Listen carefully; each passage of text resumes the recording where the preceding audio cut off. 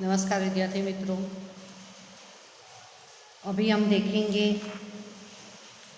Last video में देखा था गुट निरपेक्ष नीति, जिसको निर्गुट नीति भी कहते हैं। कि जो विश्व के देश थे, द्वितीय विश्व युद्ध के बाद जो दो महासत्ताओं में से किसी भी महासत्ता में न जुड़कर स्वतंत्र रहकर अपने देश के विकास के लिए जो नीति अपनाई विदेश नीति, उसको गुट निरपेक्ष या निर्गुट नीति कहते हैं। अभी हम देखेंगे जर्मनी का विभाजन और एकीकरण। हम सब जानते हैं कि प्रथम विश्व युद्ध का जो जिम्मेदार राष्ट्र है वो जर्मनी को माना जाता है, क्योंकि जर्मनी ने ही फ्रांस पर हमला करके ये जो विश्व युद्ध की शुरुआत हुई थी। और जर्मनी की द्वितीय विश्व युद्ध में विनाश हुआ। उससे उसकी जो आर्थिक परिस्थिति है, आर्थिक, सामाजिक और राजनीतिक रीढ़ टूट रही। क्योंकि अब सब जानते हैं कि हमारे घर का ही हम देखें कि हमारे घर में अगर देखो झगड़े होते हैं या ये होता है तो माहौल कैसा ख़राब होता है कि घर में किसी का मन न काम में लगता है, मानसिक टेंशन आ जाता है, धंधा व्यवसाय पर भी उसकी असर होती है। तो ये तो पूरे देश की बात है। तो जर्मनी का जो प्रथम विश्व युद्ध में भी उसको बहुत सारा वर्सेलस की संधि में देना पड़ा था। बाद में वो दूसरे विश्व युद्ध में भी हार गया, तो उसका बहुत ही नुकसान हुआ सभी तरह से। आर्थिक, धंधा व्यवसाय के रूप से लोगों का एक दूसरे के संबंध है वो भी बिगड़ गए, और राजनीतिक यानी अर्थव्यवस्था कौन संभाले वो भी सारी समस्याएं खड़ी। ऐसा कोई नेता नहीं था जो जर्मनी को फिर से खड़ा कर सके। तो युद्ध पूरा होते ही विजेता राष्ट्रों ने जर्मनी को 4 प्रशासनिक भागों में बांट डाला। जैसे ही युद्ध पूरा हो गया, विजेता राष्ट्र उस समय थे मित्र राष्ट्र, जिसमें अमेरिका, इंग्लैंड, इटली वगैरह राष्ट्र हैं।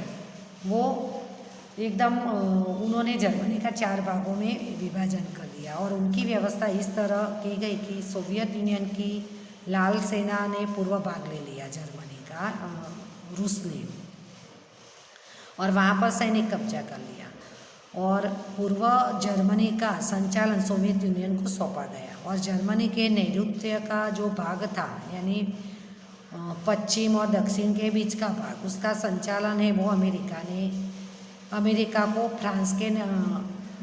को दिया गया। और फ्रांस के पास जर्मनी का जो भाग प्रदेश था उसका संचालन फ्रांस करने लगा। और बेल्जियम से सटे हुए जर्मनी का विस्तार का संचालन है, उसका प्रशासन है वो इंग्लैंड को सौंपा गया। तो एक तरफ पूर्व पर रूस ने कब्जा किया, पश्चिम से दक्षिण के बीच के भाग पर जो है फ्रांस ने कब्जा किया, और अमेरिका ने भी कब्जा किया, और इंग्लैंड ने। इस तरह चारों जो बड़े बड़े राष्ट्र हैं वो जर्मनी के अलग अलग भाग उन्होंने ले लिया, और उन पर वो प्रशासन, उसका संचालन करने लगे। अभी जर्मनी की राजधानी थी बर्लिन। तो बर्लिन को भी रूस और संकलन समिति के बीच विभाजित कर दिया गया, और उनके बीच प्रशासनिक एकता के लिए संकलन समिति रचना गई। अभी देखो, ये पूरे जर्मनी के 4 भागों में हिस्सा कर दिया गया, इसीलिए ये चारों को जोड़ने के लिए, उन चारों में सुलह लाने के लिए एक संकलन समिति की भी रचना की गई, और उनके बीच प्रशासनिक एकता के लिए संकलन समिति। और इस तरह से जर्मनी पर चारों देशों का प्रशासन स्थापित किया गया।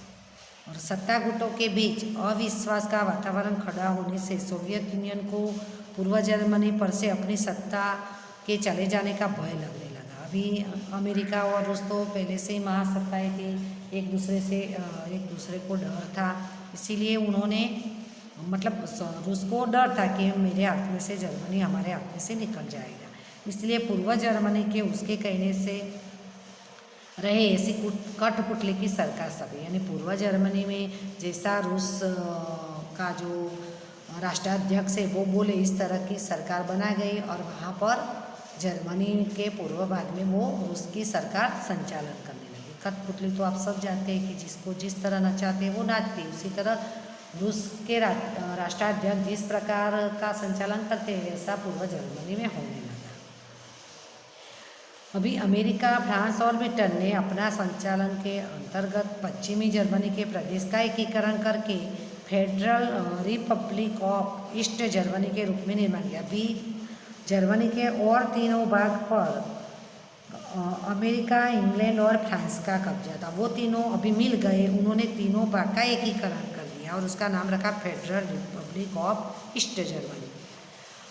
पश्चिम जर्मनी के 3 भागों का एकीकरण इस तरह हो गया, सिर्फ एक भाग रह गया रूस के पास, वो अलग उसका प्रशासन करने लगा।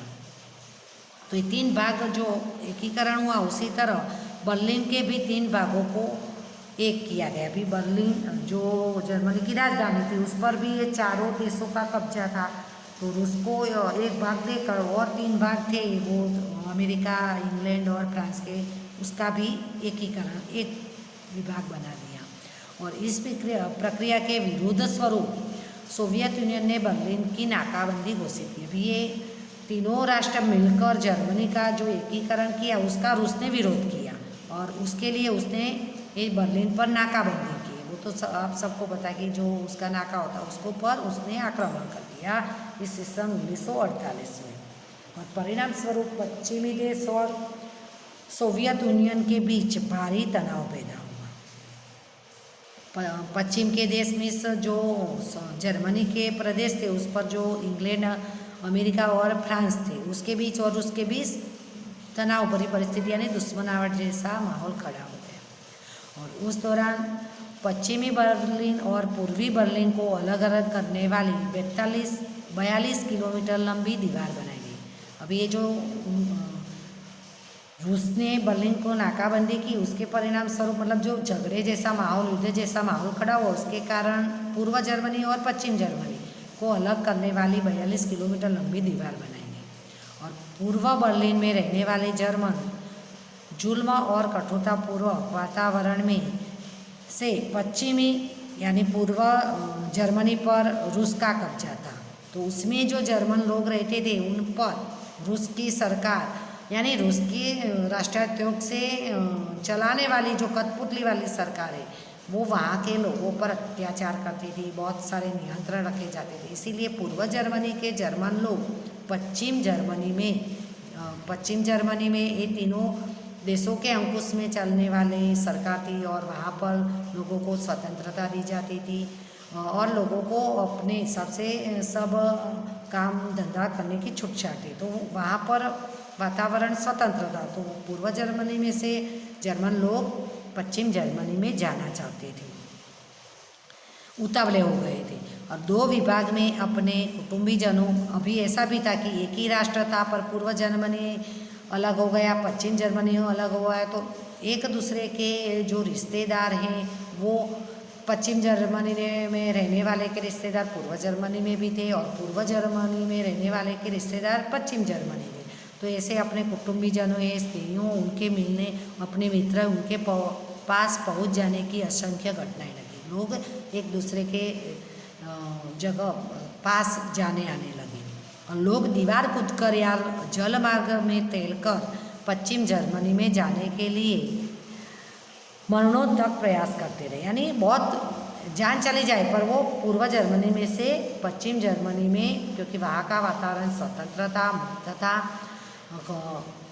इसीलिए खुले वातावरण में लोग और वहाँ पर अपने स्नेही जन थे, कुटुंबी थे, मित्र थे, इसीलिए वो लोग सभी तरह के प्रयास करके वो जाते थे, दीवार कूदकर या तैरकर। अभी पूर्व जर्मनी की साम्यवादी सरकार, क्योंकि रूस का शासन था और उसका जो शासन है वो साम्यवादी था। साम्यवादी में आपको मैंने पहले भी बताया कि साम्यवादी सरकार होना मीन्स वहाँ का राष्ट्राध्यक्ष जो बोलता है उसी प्रकार का होता है।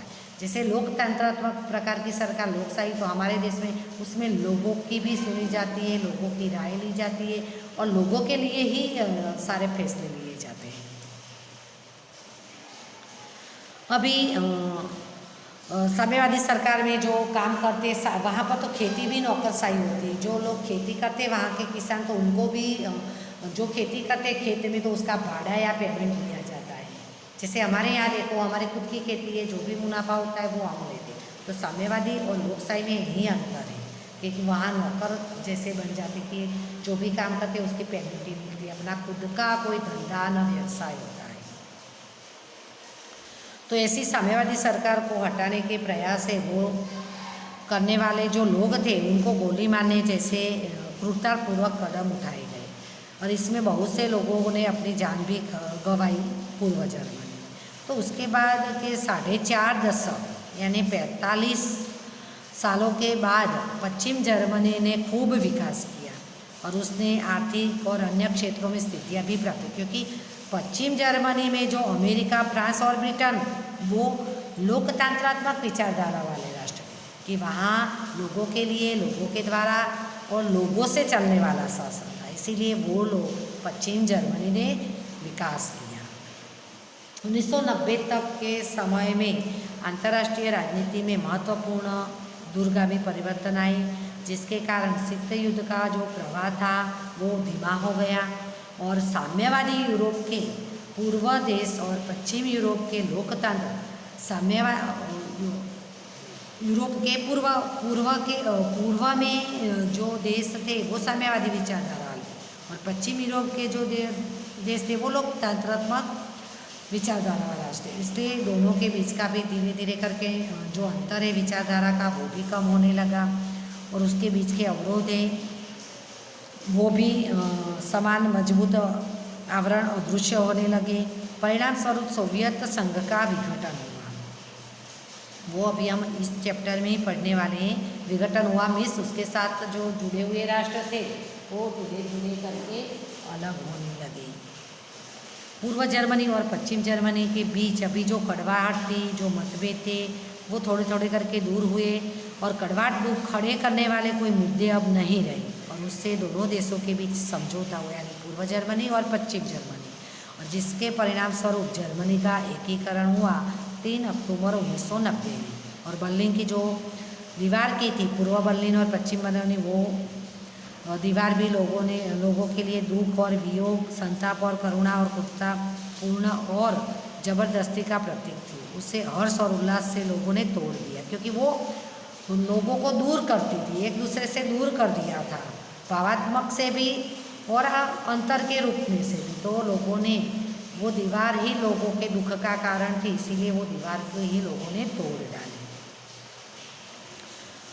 और जर्मन लोगों ने दिल से अपना आनंद व्यक्त किया और संयुक्त बने, यानी जर्मनी अभी पूर्व और पश्चिम एक हो गया और 1990 के बाद तीव्र गति से प्रगति की और राजनीतिक, आर्थिक, व्यापार, वाणिज्य, सामाजिक आदि क्षेत्रों में प्रगति करके वो यूरोप का अत्यंत संपन्न राष्ट्र बना है आजकल।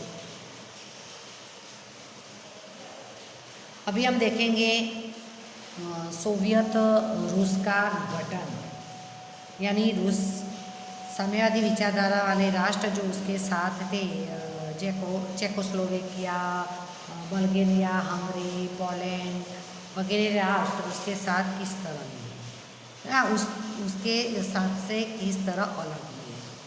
तो 20वीं सदी के अंतिम दौर चल रहा था, जैसे कि 1991 का, तो उसी समय दरमियान सोवियत यूनियन के राष्ट्राध्यक्ष गोर्बाचोव था, वो उदारमतवादी था और उसकी उदारवादी नीति के कारण सोवियत यूनियन की विचारधारा में परिवर्तन आए और उनके परिवर्तन से सोवियत यूनियन रूस का विघटन हुआ, क्योंकि वो राष्ट्राध्यक्ष अच्छा था, वो विकास करना चाहता था, लोगों को जकड़ कर रखना नहीं चाहता था, वो उदारवादी था। और सोवियत यूनियन का शांतिपूर्ण विघटन विश्व राजनीति को स्मरणीय घटना मानी जाती है। तो मिखाइल गोर्बाचोव साम्यवादी दल के नए महामंत्री के रूप में 11 मार्च 1985 में सत्ता पर आए। वे उदारवादी विचारधारा के थे। रूस ने विज्ञान और टेक्नोलॉजी के क्षेत्र में बहुत अच्छी प्रगति की। वह अमेरिकी महासत्ता के समान शक्तिशाली था।